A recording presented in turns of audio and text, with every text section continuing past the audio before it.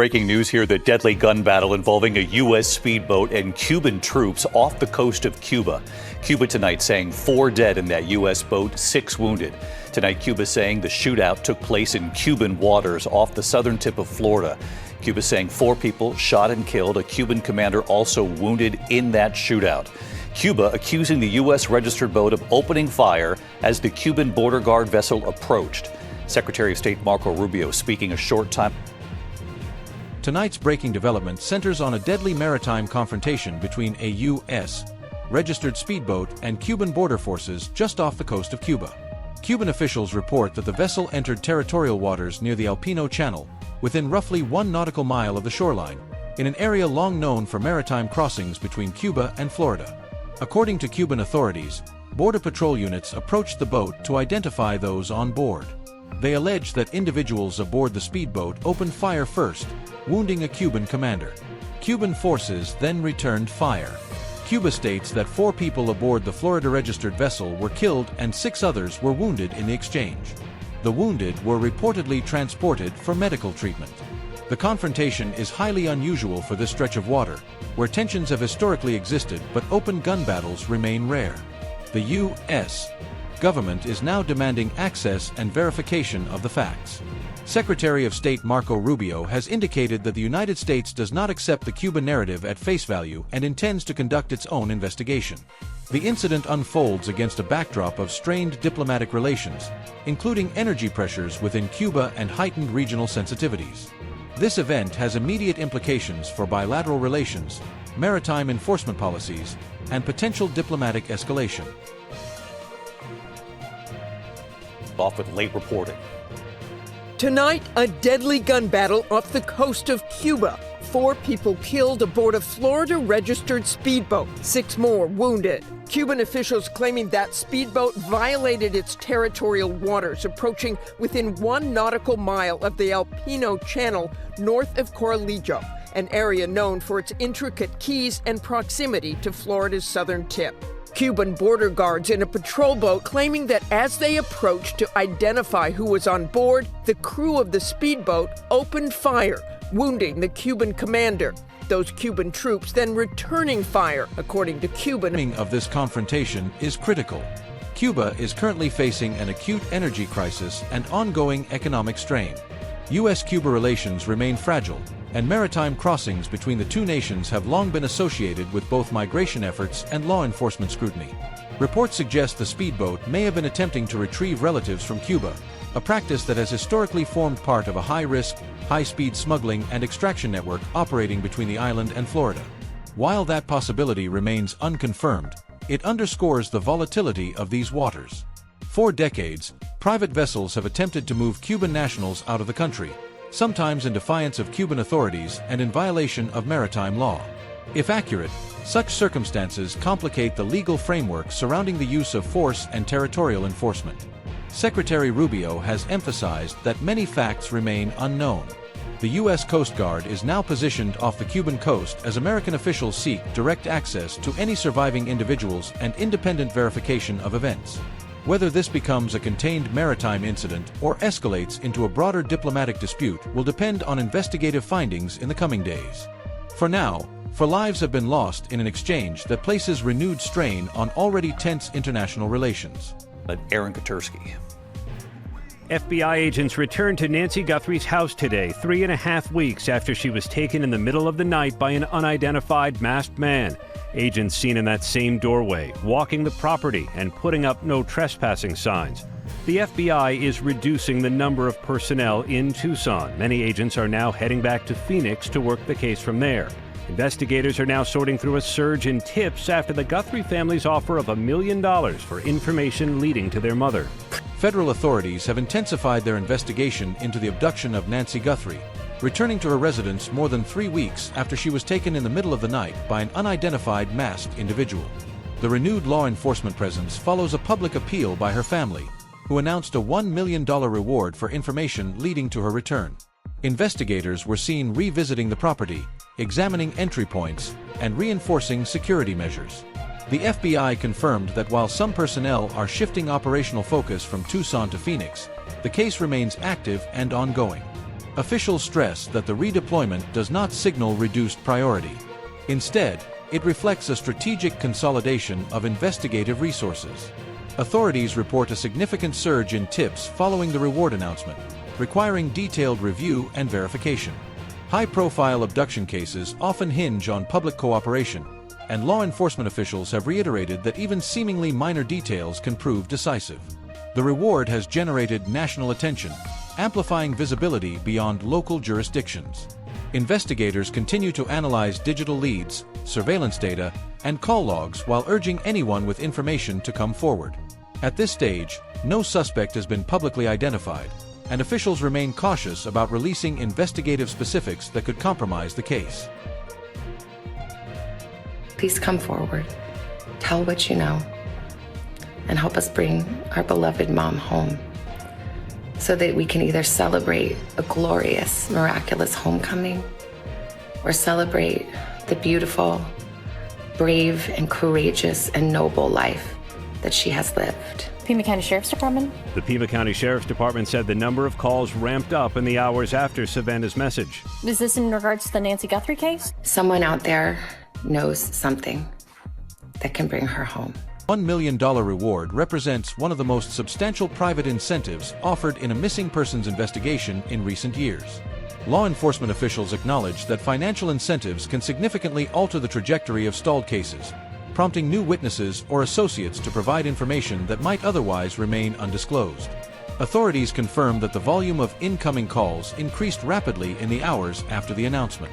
Each tip must now be logged, prioritized, and cross-referenced against existing evidence.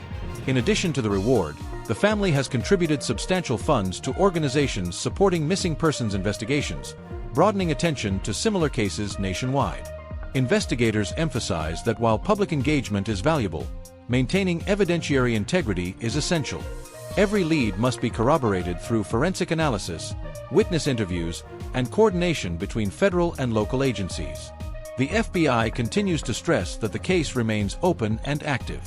Officials state clearly that investigative shifts in personnel do not indicate closure. The objective remains identifying the masked individual responsible and determining the circumstances surrounding the abduction. Until verifiable information emerges, authorities are proceeding methodically, reviewing each development while urging continued public cooperation. Here's Pierre Thomas. Tonight, Microsoft co-founder Bill Gates revealing more damaging information about his personal life and admitting to a series of stunning lapses in judgment in building a relationship with convicted sex offender Jeffrey Epstein. Today, the fallout growing as Gates was pressed by employees at a Gates Foundation town hall. According to the Wall Street Journal, which revealed audio of the meeting, Gates told employees it was a huge mistake to spend time with Epstein. Bill Gates is facing renewed scrutiny following remarks delivered during a Gates Foundation town hall, where he addressed his past relationship with convicted sex offender Jeffrey Epstein. According to reports from the meeting, Gates described his association with Epstein as a huge mistake, acknowledging that the relationship began after Epstein's conviction for soliciting a minor. Gates admitted that he did not adequately research Epstein's background at the time and conceded that his presence may have inadvertently contributed to rehabilitating Epstein's public image. The disclosures add further complexity to ongoing public examination of high-profile figures connected to Epstein. Gates reportedly confirmed that the two traveled together and met in multiple international locations. However, he stated unequivocally that he never witnessed criminal activity. The acknowledgement that the relationship persisted despite Epstein's known conviction has intensified questions about judgment and oversight among influential leaders. The fallout extends beyond reputational concerns. Public trust in philanthropic leadership is closely tied to ethical accountability. Gates' remarks indicate recognition that the association represented a lapse in discernment, one with lasting public consequences. The situation continues to evolve as additional reporting examines the broader network of individuals who maintained contact with Epstein after his conviction. Healed his sordid past. Knowing what I know now makes it, 100 times worse. Gates acknowledged his association probably helped Epstein rehabilitate his image, and he revealed other damning specifics, saying the men flew together on a private jet and that they hung out in Germany, France, New York, and Washington. But Gates was adamant that he never witnessed any criminal activity. But Gates did acknowledge he had affairs with 2 Russian women, and Gates also addressed these photos. In addition to addressing Epstein, Gates acknowledged personal misconduct, confirming that he had affairs with 2 Russian women. He also referenced photographs that appeared in Epstein-related files, explaining that the images were taken at Epstein's request and involved assistants. These admissions further intensify scrutiny surrounding the period preceding the dissolution of his marriage. Gates stated that, in hindsight, his decisions were significantly worse than he understood at the time. The remarks appear aimed at confronting internal employee concerns as well as external public criticism. Corporate and philanthropic governance structures often depend on leadership credibility, and revelations of this nature can have operational implications. The broader Epstein network remains under investigation, and consequences have extended to other high-profile individuals connected to the financier. As public attention continues, Gates' statements mark a notable moment of direct acknowledgement. Whether the admissions mitigate reputational damage or amplify ongoing criticism will depend on continued transparency and institutional response. The episode underscores the enduring impact of association with individuals convicted of serious crimes and the heightened accountability expected of global leaders. 2-year-old daughter. Here's Stephanie Ramos. Tonight, a mother and her 2-year-old daughter seriously injured after this home outside Boston exploded. Police, fire, and EMS racing to the home just before 10 a.m. in Taunton, Massachusetts.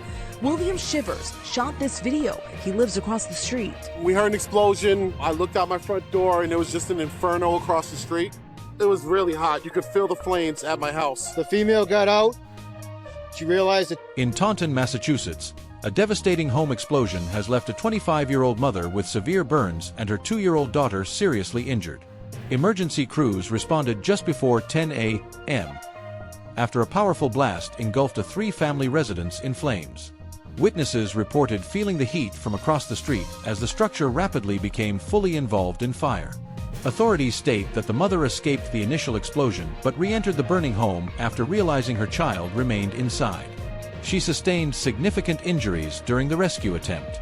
Both were transported to the hospital, where the mother is being treated for severe burns and the child for serious injuries. The explosion also spread fire to neighboring homes, complicating containment efforts. Snow accumulation hindered access to hydrants, requiring police and firefighters to clear obstructions to establish water supply lines. The building has been declared a total loss. Investigators are examining the possibility of a gas-related cause, though the precise origin remains under review. Child was inside the house. She went back in for her child, and that's when she suffered her injuries. Video from ABC Boston station WCVB shows a neighbor running outside after hearing the explosion. The fire spreading to homes on either side. Firefighters battling the flames and nearly 30 inches of snow. Fire hydrants were an issue, so another reminder to people to clean their fire hydrants. We had our police officers digging out the fire hydrant when they got here. The 3-family home now a total loss. David, that 25-year-old mother and her child were both... Incidents of residential explosions often require coordinated investigation involving fire marshals, utility providers, and structural engineers. Officials are now assessing whether gas infrastructure, mechanical failure, or external factors contributed to the blast. Determining causation is critical not only for accountability but also for broader public safety measures. Winter conditions added operational challenges at the scene. Heavy snow coverage can obscure fire hydrants and restrict emergency vehicle maneuverability, potentially delaying rapid suppression efforts. Authorities have used the incident to reiterate the importance of keeping hydrants accessible during severe weather conditions. The broader community impact remains significant. Multi-family residences often house several households, and displacement creates immediate housing and support needs. Local officials are coordinating assistance for affected residents while investigators continue structural assessments of adjacent properties. For now, the focus remains on the recovery of the mother and child and a thorough determination of what triggered the explosion. Until investigators complete forensic analysis of the site, authorities are withholding definitive conclusions, emphasizing that safety inspections and evidence collection are ongoing. At the White House tonight. Tonight, fresh off delivering the longest State of the Union in history, 1 hour and 47 minutes, amid his lowest poll numbers since leaving office, President Trump addressing Americans' concerns about affordability, saying the economy is roaring like never before. Our country is winning again. In fact, we're winning so much that we really don't know what to do about it. Trump pointing to record gains on Wall Street. The stock market. Nearly 24 hours after delivering the longest State of the Union address in modern history, President Donald Trump is facing continued reaction to his economic messaging and immigration remarks. In a speech lasting 1 hour and 47 minutes, the president characterized the U.S. economy as exceptionally strong, pointing to stock market performance and record gains since the election. He framed those gains as evidence of renewed national momentum and economic recovery. However, broader economic indicators present a more complicated picture for American households. While equity markets have seen notable highs, consumer prices, particularly food costs, remain elevated year over year. Economists frequently distinguish between market performance and day-to-day affordability, noting that household purchasing power depends on wage growth relative to inflation. During the address, the president also issued a pointed challenge to Democratic lawmakers regarding immigration enforcement, emphasizing border security and the protection of American citizens. That exchange generated visible partisan division inside the chamber. The address comes amid continued debate over immigration tactics and enforcement actions in Minneapolis, as well as public scrutiny surrounding recent violent incidents involving American citizens. The president also referenced Iran, reiterating that the country must not obtain a nuclear weapon. While emphasizing deterrence, he did not provide detailed explanation of potential military or diplomatic next steps. The speech therefore serves as both a domestic policy defense and a signal of continued hardline positioning abroad. Renee Good and Alex Preddy, but he did issue this challenge to Democrats. If you agree with this statement, then stand up and show your support. The first duty of the American government is to protect American citizens, not illegal aliens.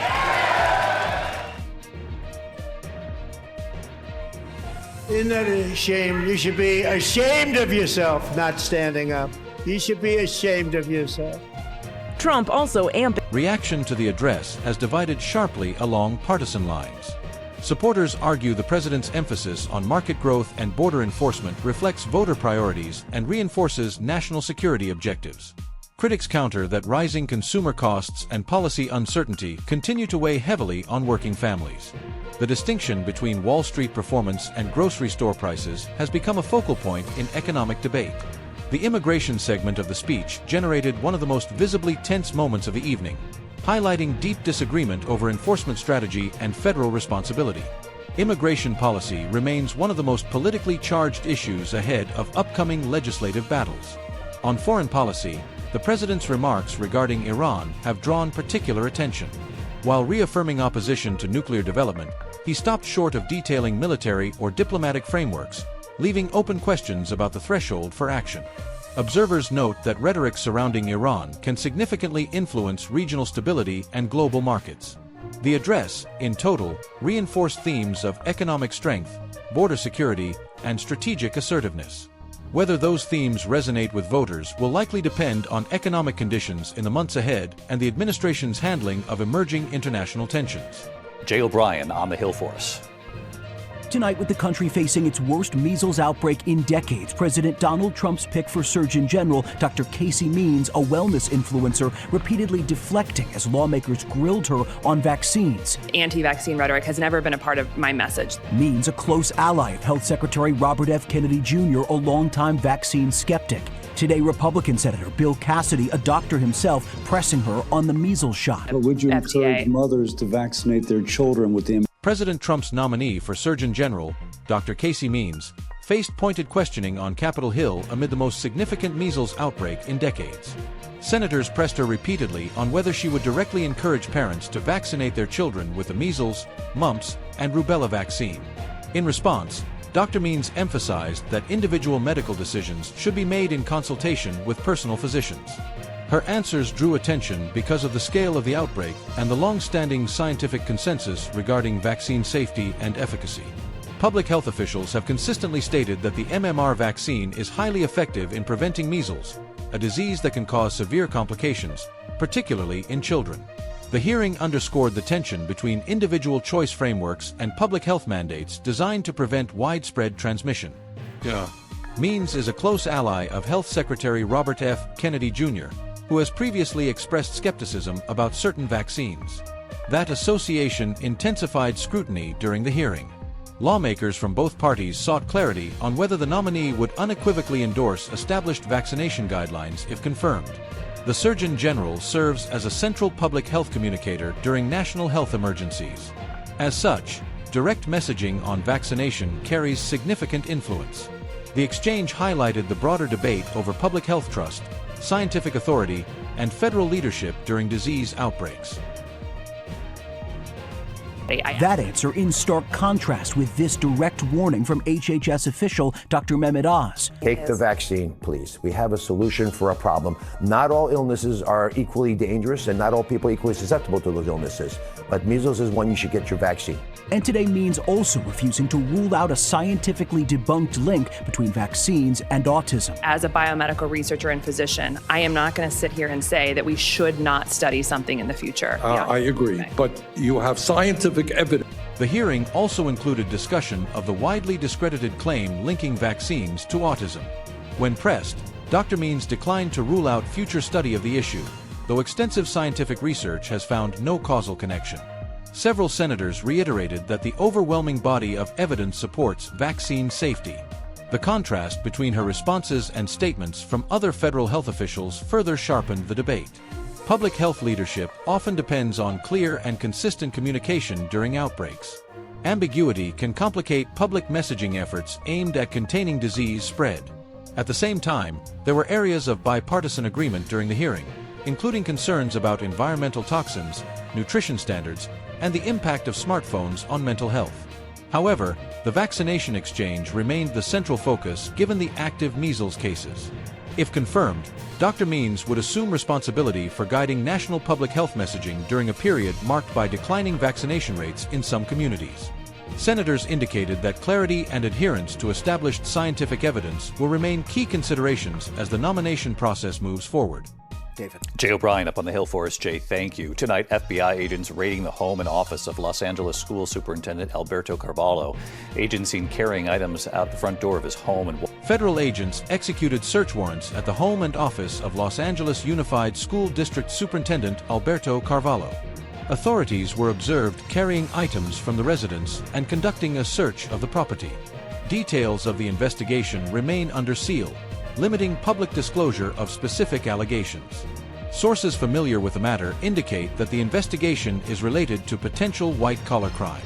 Such cases often involve financial records, procurement practices, contract oversight, or administrative conduct within public institutions. The Los Angeles Unified School District is one of the largest school systems in the country, overseeing significant budgets and operational responsibilities.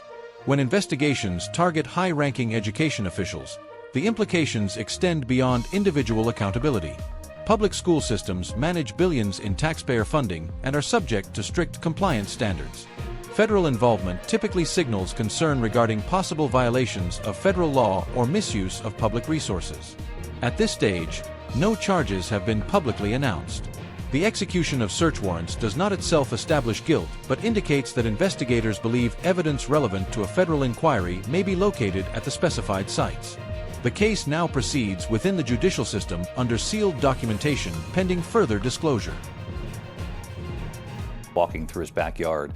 Details of the case under seal tonight. Sources telling ABC News the allegations are related to white-collar crime. White-collar investigations involving public administrators frequently require extensive forensic accounting and document analysis. Digital records, procurement files, communications, and financial transactions are typically examined to determine whether statutory violations occurred. Because public institutions operate under heightened transparency obligations, such investigations can generate significant community concern. The LASD superintendent role carries broad administrative authority, including oversight of contracts, budgeting decisions, and district-wide initiatives. Any allegation involving misuse of funds or improper conduct could have policy ramifications across the district. Legal experts note that federal investigations often proceed methodically and can take months before formal conclusions or indictments are issued. During that time, institutions may face governance uncertainty while awaiting clarity. For now, authorities have not publicly detailed the specific conduct under review. The sealing of documents suggests ongoing investigative sensitivity. As additional information becomes available, the case may raise broader questions about oversight mechanisms within major public school systems and the safeguards designed to protect taxpayer resources. There's an urgent search tonight for a driver who drove into a crowd in Southern California. Authorities say there was a confrontation involving that Tesla driver, who they say then returned, ramming into people in the street. 4 people were hurt. Authorities in Southern California are searching for a Tesla driver accused of intentionally driving into a crowd following an earlier confrontation. According to law enforcement, the suspect was involved in a dispute before leaving the scene and then returning in the vehicle. Officials allege that the driver accelerated into individuals standing in the street, injuring 4 people. Emergency responders treated victims at the scene before transporting them for further medical evaluation. The extent of injuries has not been fully detailed, though officials confirmed multiple individuals were hurt. The incident is being investigated as an intentional act rather than an accident. Vehicle-related assaults present unique investigative challenges. Authorities must analyze surveillance footage, witness statements, vehicle telemetry data, and digital communications to reconstruct the sequence of events. In cases involving electric vehicles, onboard data systems may provide detailed speed and operational metrics. Law enforcement agencies have urged the public to provide any information that may assist in identifying or locating the suspect. Until apprehension, officials consider the individual potentially dangerous. The incident underscores the broader issue of vehicle misuse as a means of violence in public spaces. Tonight's developments span international confrontation, domestic criminal investigations, public health debate, institutional scrutiny, and violent crime. A deadly maritime shootout off Cuba has left 4 people dead and placed new strain on U.S. Cuba relations. The search for Nancy Guthrie continues amid a surge of public tips following a $1 million reward. Bill Gates acknowledged serious errors in judgment tied to Jeffrey Epstein. A Massachusetts home explosion left a mother and child critically injured. President Trump defended the economy and challenged lawmakers on immigration during a record-length address. His Surgeon General nominee faced scrutiny over vaccine messaging during a measles outbreak. Federal agents searched the home of a major school superintendent. And authorities are pursuing a suspect accused of driving into a crowd in Southern California. Which of these developments do you believe will have the greatest national impact? For continued coverage and in-depth analysis, like this video, comment below, and subscribe for updates.